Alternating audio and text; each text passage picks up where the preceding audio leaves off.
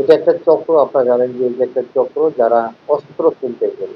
এই চক্রটা তারা অনলাইনে বিজ্ঞাপন দেয় যে যাদের অস্ত্র আছে তারা যেন তাদের সাথে যোগাযোগ করে তারা চায়না কোম্পানি যারা বিদেশি আছে তাদের বডিগার্ড হিসেবে নিয়োগ দেওয়ার জন্য এই বিজ্ঞাপনটা দিয়ে থাকে এবং তাদেরকে বেশি বেতনে নিয়োগ দিতে এই বিজ্ঞাপনটা হয়। এই বিজ্ঞাপন পাওয়ার পরে দেশের বিভিন্ন জায়গা থেকে যারা লাইসেন্সধারী লোক যাদের অস্ত্র আছে এবং যারা সিকিউরিটি বা বডিগার্ড হতে আগ্রহী তারা তখন যোগাযোগ করে এই ধরনের ৪ জন লোককে আমাদের উত্তর থানায়, একটা হলো ক্যান্টনমেন্ট থানায়, এই ৪ টা অস্ত্র তাদেরকে এলাকা আসার পরে গাড়ি থেকে অপহরণ করে অস্ত্রটা লুট করে নিয়ে যায় এবং তাদেরকে আমাদের এই থানা এলাকায় রেখে দেয়। তাদেরকে জিজ্ঞাসাবাদে তারা বলেছে যে তারা পূর্বে ওই ধরনের কাজ করেছে এবং বিভিন্ন এই জলদস্যুদের কাছে, বিশেষ করে সুন্দরবনের জলদস্যুদের কাছে তারা অস্ত্র বিক্রি করেছে।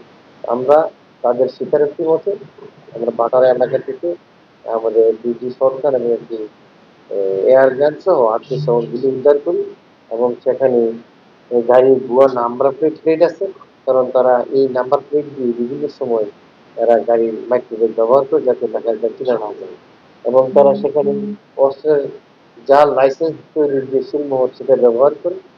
আমরা তাদের স্বীকারোক্তি মতে সেখানে আমরা একটা টিম তাদেরকে নিয়ে আমরা নড়াইল যাই এবং মাগুরা যাই, সেখানে গিয়ে তাদের যে মাইক্রোটা ব্যবহার করেছে এই ঘটনার সময় এবং এই মাইক্রোটাই তারা বিভিন্ন সময় ব্যবহার করে এই মাইক্রো এবং ড্রাইভার সহ আমরা উদ্ধার করি।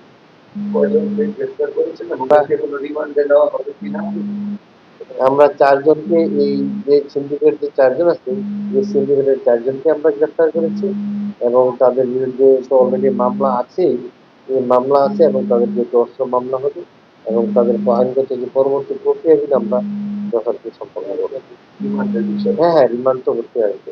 অবশ্য তারা তাদের সাথে আরো কারা আছে কিনা সেটা জানার জন্য আমরা রিমান্ড নিতে যাবো।